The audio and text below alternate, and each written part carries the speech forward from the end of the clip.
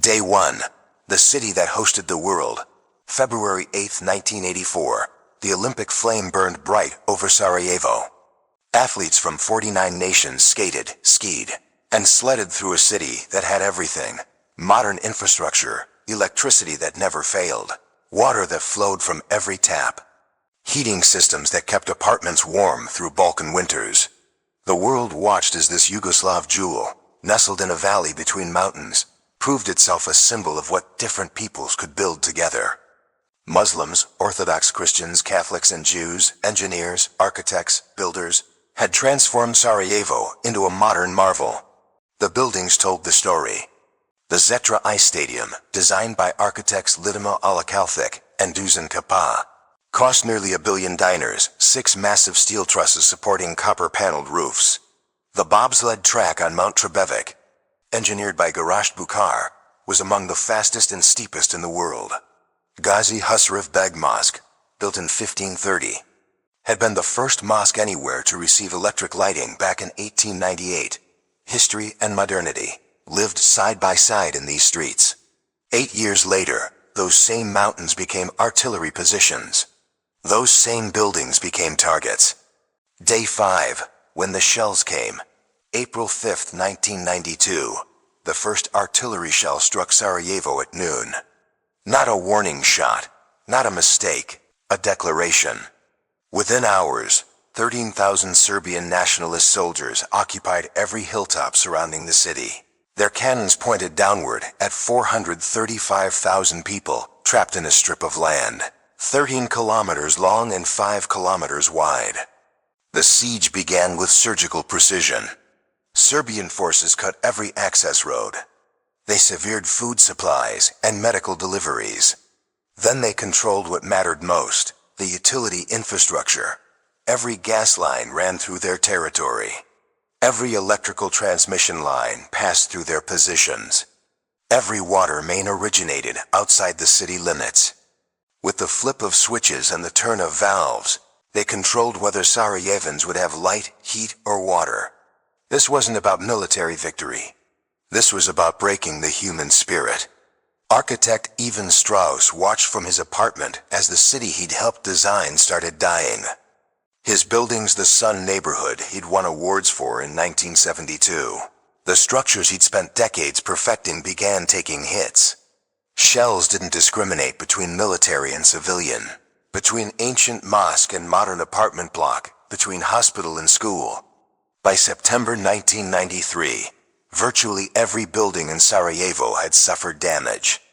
35,000 structures, including libraries and hospitals, were completely destroyed. The city descended into darkness. Not the darkness of nightfall, but the darkness of civilization collapsing. No electricity meant no refrigeration, no cooking, no light after sunset. No gas meant no heating in winters that dropped below freezing. No water meant people would die of thirst in their own homes. And the architects, the engineers, the builders, they had a choice: flee or fight. Not with weapons, but with wire, pipe, and improvisation. Day 47. The water crisis. May 21, 1992. The city had been without running water for 6 weeks. People lined up at the few remaining public wells, carrying whatever containers they could find. Bottles, pots, buckets. The line stretched for blocks. And along those lines, snipers watched through their scopes from the hills. 12 people were killed on July 12, 1993, waiting for water. Dozens more were wounded.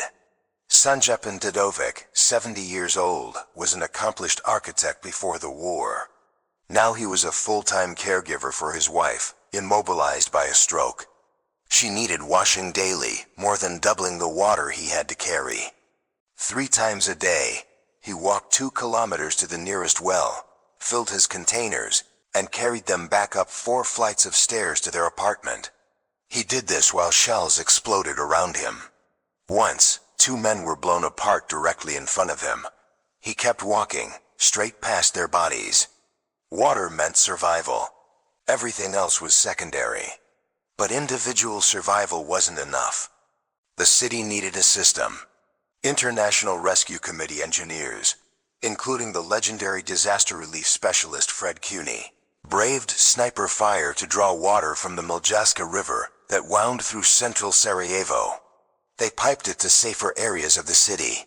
It was dangerous, improvised work, pulling water from a shallow river while bullets cracked overhead. But by August 1994, they'd succeeded in restoring water to thousands of homes. No longer would people have to stand exposed in those deadly lines. Engineers didn't just pump water. They repaired bombed-out electrical systems, working in buildings that could collapse at any moment. They fixed heating infrastructure so people wouldn't freeze. They worked under constant bombardment, an average of 329 shells per day in the first 2 years. Some days 4,000 shells hit the city. And still, the engineers climbed the utility poles, descended into the underground systems, and kept what little remained of normal life functioning. Day 96. The architect who refused to leave, July 9, 1992.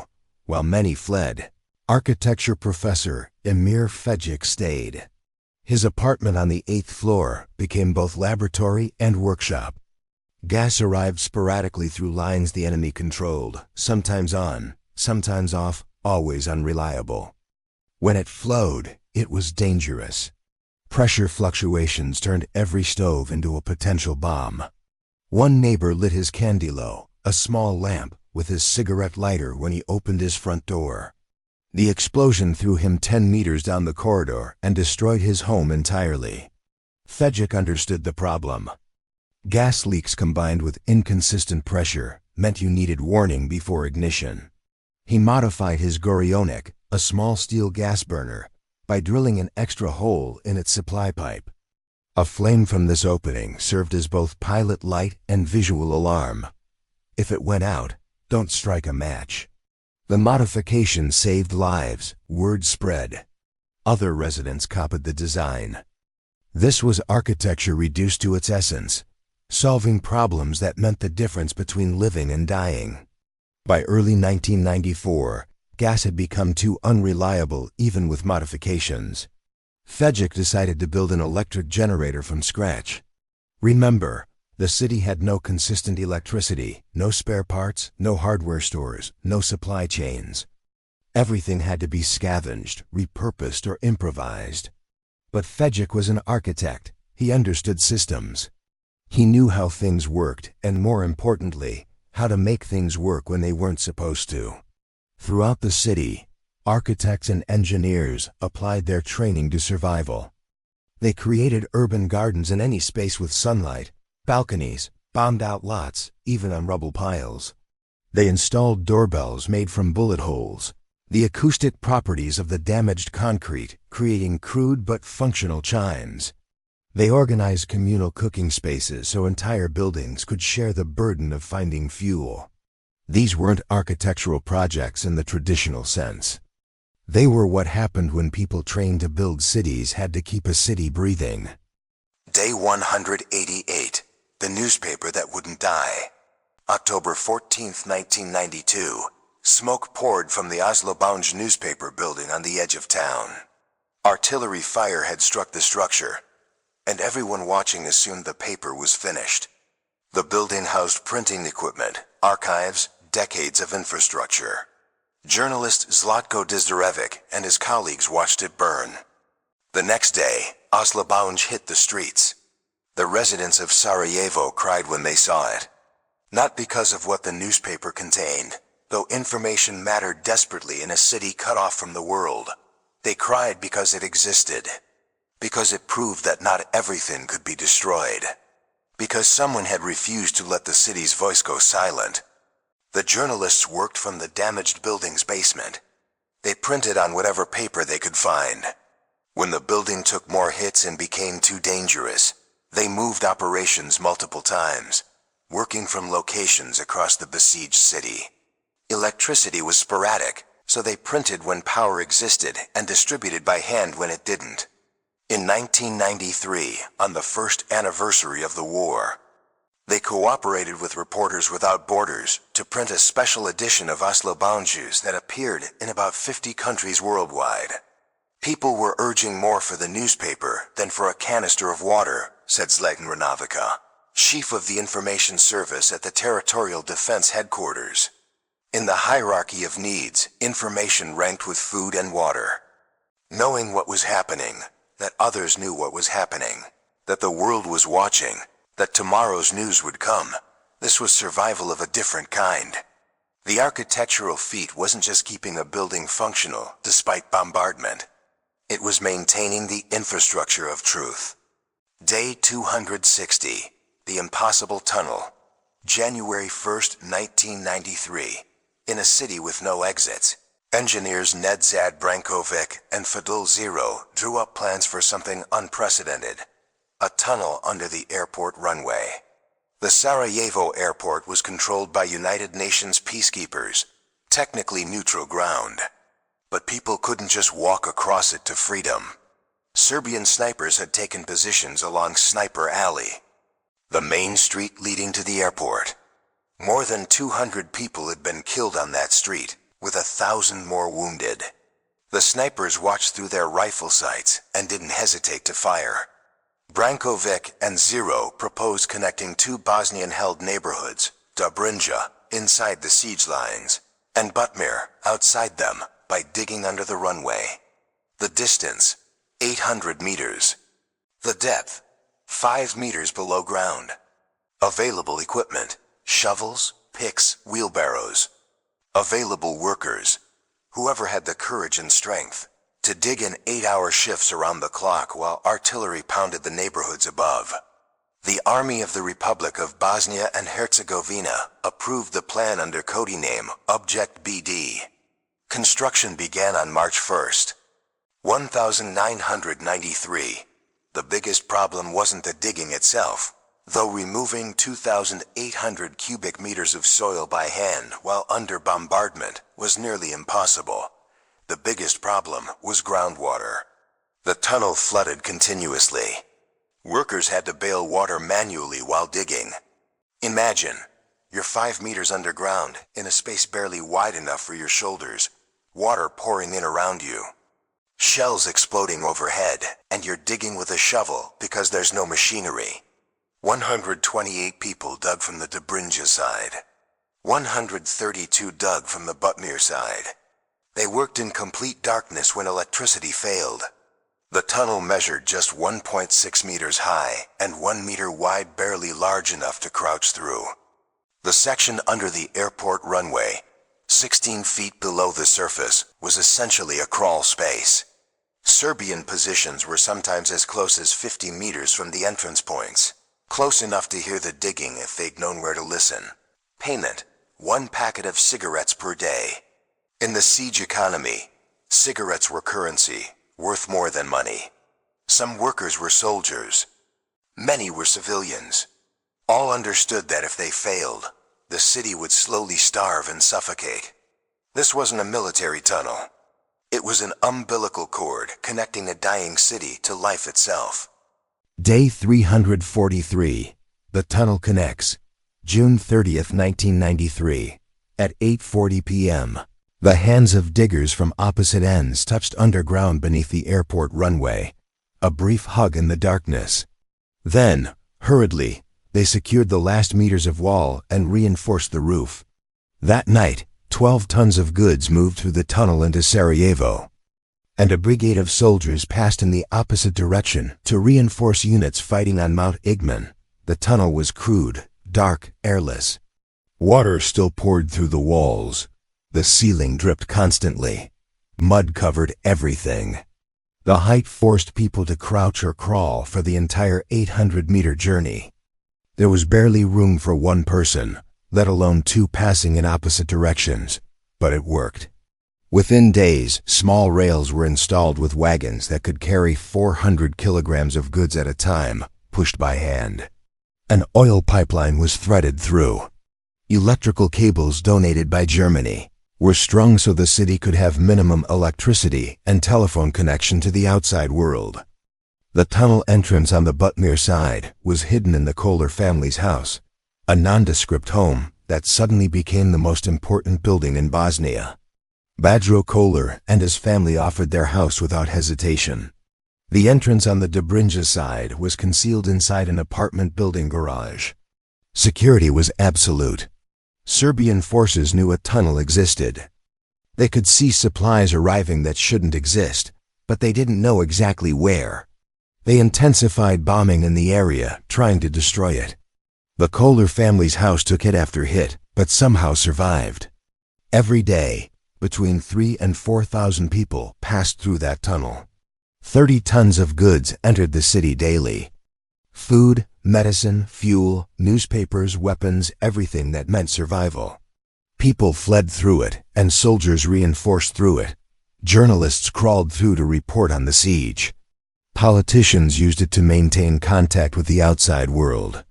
General Jovo Divjak went through and hit his head on the low ceiling so hard he needed 12 stitches. A permanent reminder of the tunnel that saved his city. The first foreigner through was American Ambassador Viktor Jakovic. UN troops nicknamed the Dom Pensionera building near the tunnel the Rainbow Hotel because of its playful postmodern design. They stationed there before Serbian artillery destroyed it. Everything in Sarajevo existed in this dual state. Beautiful and ruined, modern and medieval, alive and dying. Day 512. The Cultural Resistance, September 25, 1993. In a bombed-out music academy with visible shelling damage, a concert began. The audience sat on whatever furniture hadn't been destroyed. Musicians tuned instruments that had survived by luck. Outside, snipers watched the streets. Inside, music filled spaces that shells had tried to empty. This wasn't unusual. Throughout the siege, Sarajevo refused to become only about survival. Cultural events mattered as much as food and safety. Plays were performed in shelters and destroyed buildings. A pageant for Miss Besieged Sarajevo was staged, a defiant declaration that beauty and normalcy still existed. Art exhibitions filled damaged public buildings. The famous photograph of musician Vedran Smilovic, playing his cello among the ruins of the burning city hall, captured something essential. The psychological battle being fought alongside the physical one. The city hall, Vijećnica, had been one of Sarajevo's most magnificent buildings. Built between 1891 and 1896 in pseudo-Moorish style by Austrian-Hungarian architects, it served as the National and University Library. On August 25, 1992, Serbian forces deliberately shelled it. The building burned for days.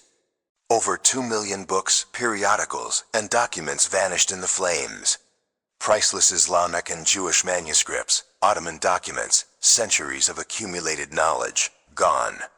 Today, words are inscribed at the entrance.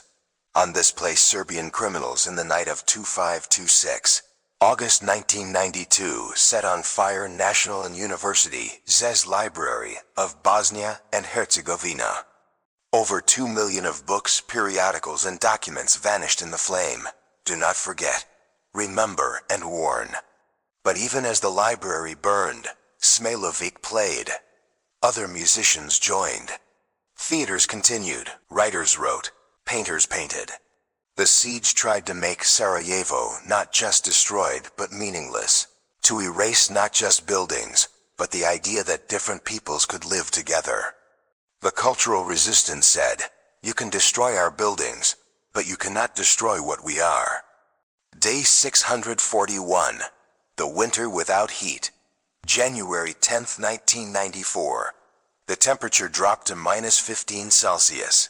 Sarajevo's elderly started dying in their unheated homes. The city's gas supply, electricity, and heating systems had been cut off for months at a time throughout the siege. Now in the depths of Balkan winter, people faced a simple equation: find fuel or freeze.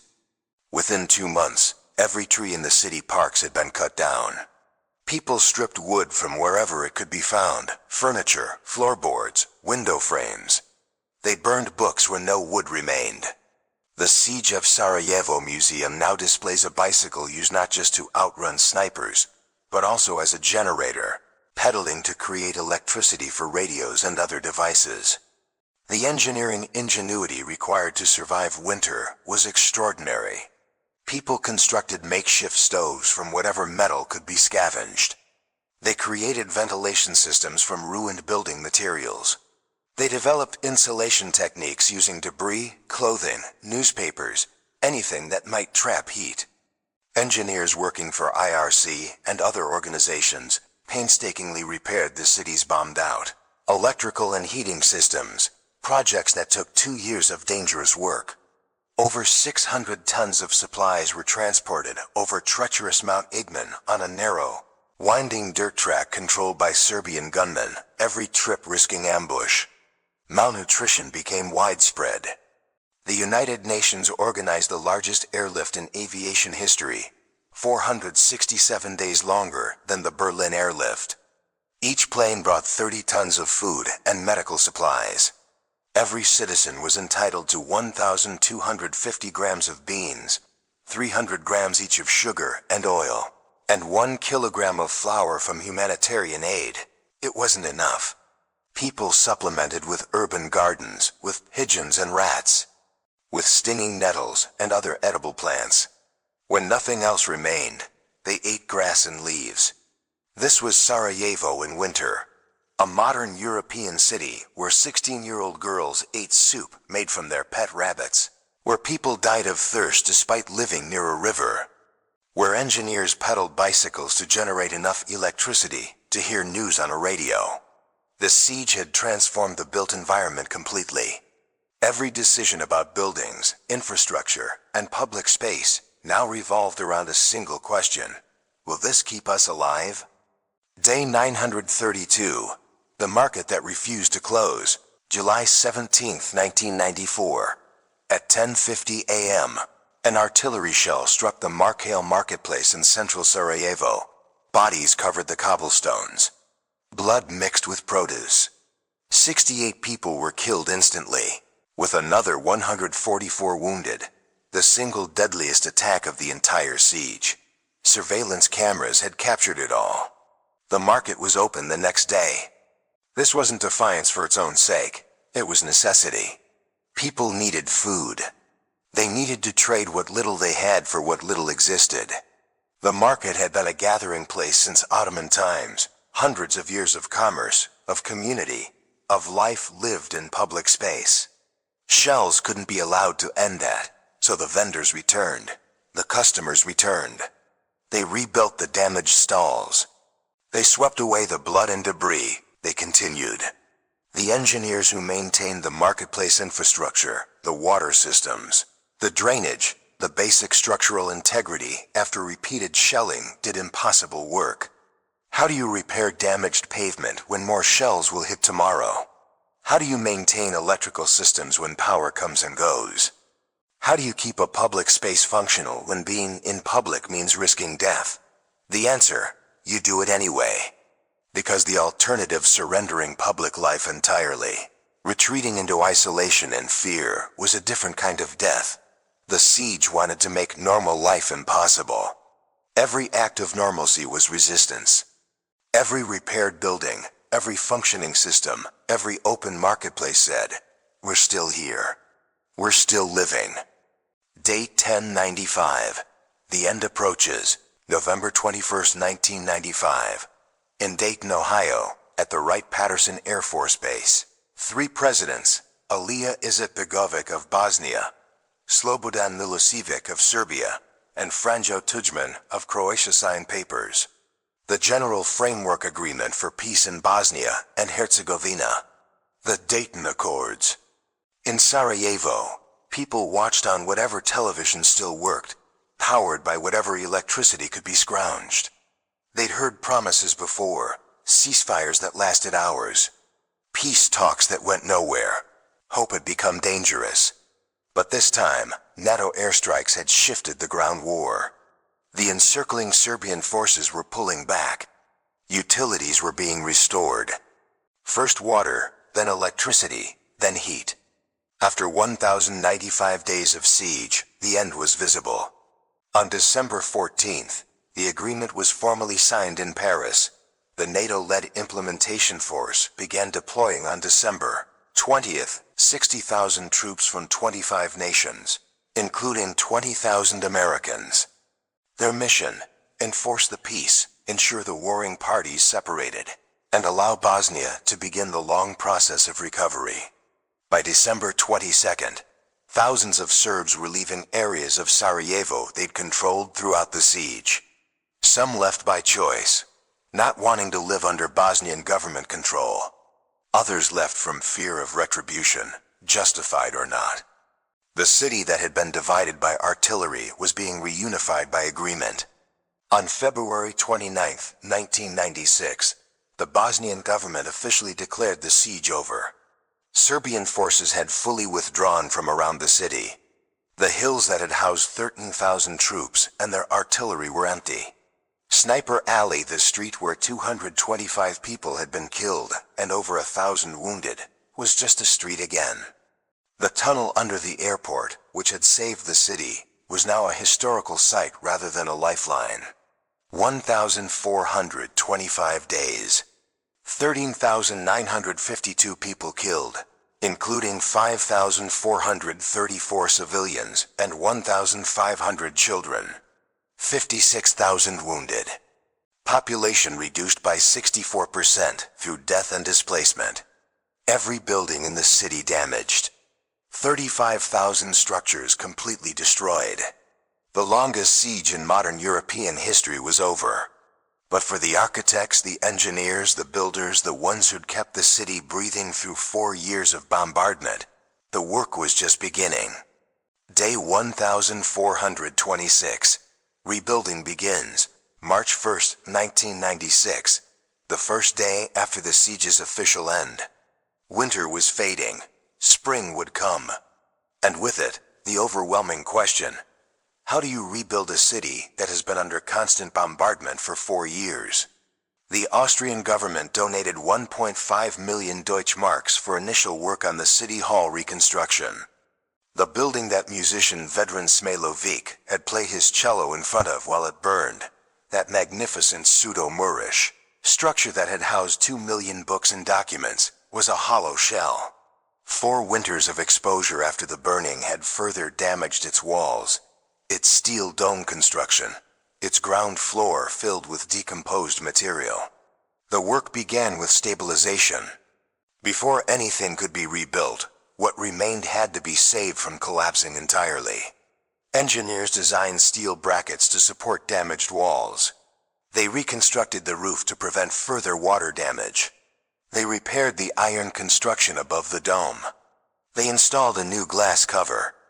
These were subtle works, almost invisible to anyone not trained to see them, but they were the foundation everything else would rest on. Across the city, similar projects began. The National Museum, which had somehow survived with less damage, received complete renovation, including state-of-the-art systems for preserving Sarajevo's famous Sarajevo Haggadah, one of the oldest Jewish manuscripts in the world. The Sephardic synagogue entered reconstruction. The tram system, which had been introduced to Sarajevo before it was installed in Vienna, making Sarajevo a test city, was being restored. But reconstruction revealed difficult truths. The international community had flooded Bosnia with money billions from the European Union, the United States, international organizations. Much of it disappeared into corruption. Much was spent on projects that looked impressive but didn't address fundamental needs. The city developed chaotically, without proper planning regulations, without comprehensive urban development strategies, without the tools architects and urbanists needed to guide growth intelligently. Sarajevo's reconstruction became what urban planner Haris Piplis would later call mindlessly developed. For 25 years after the siege, Sarajevo would exist without a real development concept. The archives that held historical building records had been destroyed during the war. The institutional knowledge, which buildings mattered, what systems connected where, how the city had evolved, much of it had burned with the libraries or died with those who maintained it. Day 1789. The choices that haunt. April 5, 1997. 5 years since the siege began. 1 year since it officially ended. Pope John Paul II visited Sarajevo, standing in front of the Catholic cathedral to send a message of peace and tolerance from a city that had embodied both coexistence and its violent destruction. The reconstruction choices being made would define Sarajevo for generations. Architect Ivan Strauss, the man who designed the UNIS twin towers that locals called Momo and Azir, embodying the city's Muslim-Christian unity, faced these choices directly. His Elektroprivra building, headquarters of the power distribution company, had survived but with severe damage. Strauss made a controversial decision. He reconstructed the building up to the second floor, keeping its pre-war concrete construction. But from the second floor to the top, he ordered the war ruins destroyed and completely rebuilt. Other architects wanted perfect restoration, make it look exactly as it had before the war, pretend the damage never happened. Strauss refused. The building should show what happened, he argued, while still being functional. His other major work, the UNIS Towers, was reconstructed without his involvement. He was excluded from the project for political reasons, the kind of ethnic politics that had caused the war in the first place. The rebuilt towers looked similar but weren't the same. Something had been lost in translation. This tension between remembering and forgetting, between showing wounds and healing them, between authentic restoration and honest acknowledgement ran through every reconstruction decision. Some advocated preserving ruins as memorials. Others wanted to erase all traces of the war and return to how things were. Neither approach fully satisfied. The Holiday Inn Hotel, that playful postmodern building that had housed foreign journalists during the war, that UN troops had nicknamed the Rainbow Hotel, was renovated. The Olympic venues on Mount Trebevic, where the bobsled track had been among the fastest in the world, remained damaged. The concrete track, covered in graffiti, became an eerie memorial visited by urban explorers and tourists seeking war ruins. Meanwhile, money poured into flashy new projects. The Avis Twist Tower, completed in 2008, became the Balkans' tallest building at 142 meters, a twisting glass facade in Marin Dvor, Sarajevo's business district. The UNIS Tower site saw new construction. Plans emerged for billion-euro developments in the Ilidka suburb. Cable cars to connect to Olympic mountains, massive sport complexes, entire cities within cities. But the basic urban planning remained chaotic. The careful integration of different architectural traditions, the Ottoman, the Austro-Hungarian, the Yugoslav modernist that had made pre-war Sarajevo special, was being lost. New construction ignored context, ignored history, ignored the delicate balance that had existed. International aid organizations focused on their own priorities rather than coordinating with local needs. Day 3287. The City Hall reopens, May 9, 2014. 8 years after the siege ended, the City Hall, the Vijećnica, officially reopened. The reconstruction had taken place in 2 phases, 1996-1997 for stabilization, then 2000 to 2004 for full restoration, funded primarily by the European Commission with 2.25 million euros. Standing before it, you could see both the care and the compromise. The magnificent pseudo-Moorish exterior had been recreated using original design documents from Karel Parik and Alexander Wittek, the stained glass windows, the ornate decorations, the massive reading room where scholars had once studied manuscripts dating back centuries, all rebuilt. But it wasn't the same building that had burned in 1992. It couldn't be. The Vienna Philharmonic performed there to mark the 100th anniversary of World War I's beginning, the war that had started in Sarajevo with Archduke Franz Ferdinand's assassination on the Latin Bridge in 1914. The concert was broadcast across Europe. The message, Sarajevo had survived. Music had returned. Culture persisted. But what about the people who'd kept the city alive during those 1,425 days? The engineers who'd maintained water systems under sniper fire. The architects who'd improvised heating solutions in freezing winters.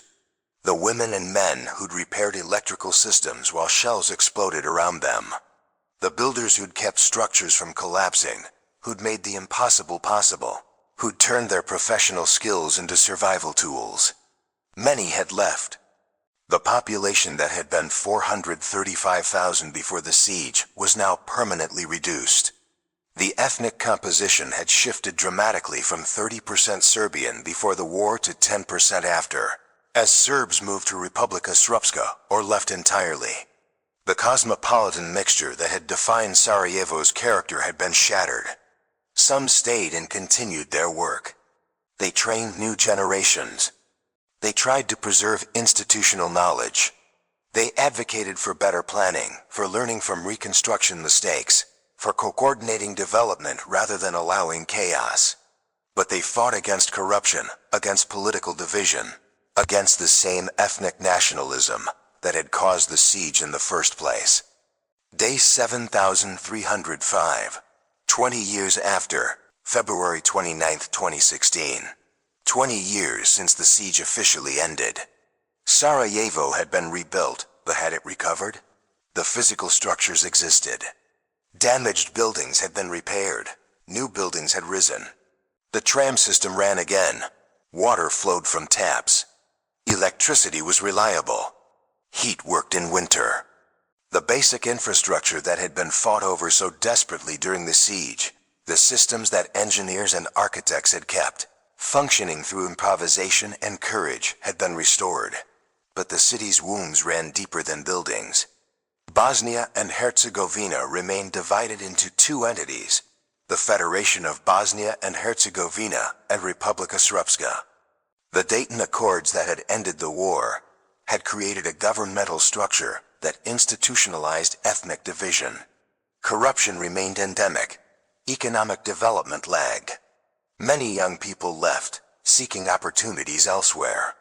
The tunnel under the airport had been preserved as a museum.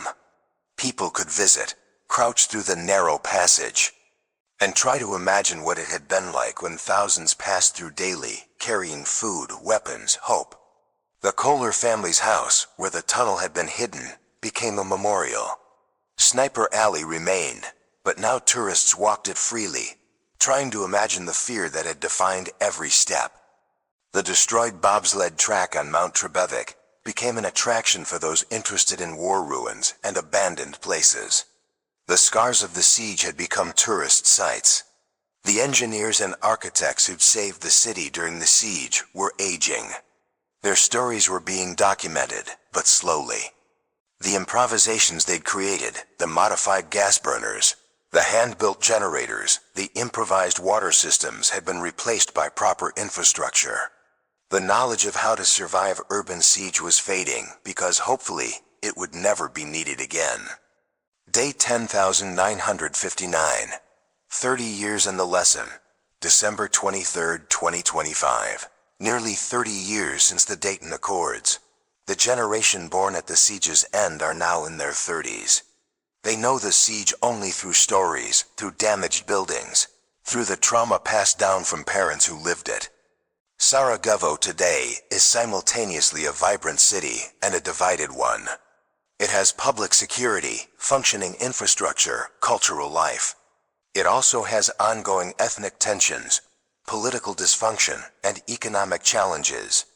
The reconstruction of buildings succeeded better than the reconstruction of society. What did the siege architects teach us? What lessons did their 4-year struggle to keep a city alive contain? First, that infrastructure is life. Water systems, electrical grids, heating, communications, these aren't abstractions. They're the difference between civilization and collapse. The engineers who maintained them under bombardment weren't doing technical work. They were doing moral work. They were insisting that life would continue. Second, that architecture is more than buildings. It's the systems that connect them, the spaces between them, the meanings we give them. The tunnel wasn't beautiful architecture. It was barely functional. But it saved a city. Sometimes the most important architectural work is the least visible. Third, that improvisation matters. When all normal methods fail, when resources vanish, when professionals are dead or displaced, ordinary people with technical knowledge can do extraordinary things. The modified gas burners, the hand-built generators, the water systems assembled from scavenged parts. These were architecture reduced to its essence, solving problems to keep people alive. Fourth, that reconstruction is political. Every decision about what to rebuild, how to rebuild it, whether to show damage or erase it, whether to restore or modernize, these aren't just technical choices. They're statements about memory, responsibility, and the future. The chaotic reconstruction of Sarajevo created problems that persist decades later. Fifth, that culture sustains. The newspapers that kept publishing, the concerts in damaged buildings, the art exhibitions, the insistence on normal life even under abnormal conditions. These weren't luxuries, they were necessities. They said, we are still human, we are still a society. You cannot reduce us to pure survival. The siege of Sarajevo was 1,425 days of attempting to destroy a city and the people in it. The builders, engineers, and architects who kept that city alive demonstrated something profound. That technical knowledge can be moral action. That maintaining systems can be resistance. That the work of building and rebuilding is fundamentally the work of insisting that human life, in all its complexity, will continue. Epilogue. The work continues, the tunnel still stands. The city hall holds concerts and exhibitions. The trams run through streets that once were killing zones. Water flows from taps. Lights turn on with the flip of a switch. Heat warms homes in winter. These everyday miracles, the basic functions of urban infrastructure that most cities take for granted, are in Sarajevo monuments to the people who refuse to let them die. Every functioning water main, every electrical connection, every repaired building. Each represents decisions made under fire, improvisations made under pressure, courage applied to technical problems. The architects and engineers who survived the siege are fewer now, but their work remains. Not just in the buildings they saved or the systems they maintained, but in the lesson they taught, that cities are built by people who refuse to accept defeat, who use whatever skills and knowledge they have to serve life, who understand that maintaining civilization requires not just surviving, but insisting that civilization, with all its complexity, its culture, its connections, is worth maintaining. Sarajevo survived 1,425 days of siege because people made it survive. They carried water, they repaired electrical systems, they dug tunnels, they modified stoves, they kept newspapers printing, they played music, they maintained what could be maintained and improvised what couldn't. That's what the siege architects did. That's what they teach us still. What would you have done in their place? What improvisation would you have created? Share your thoughts in the comments below.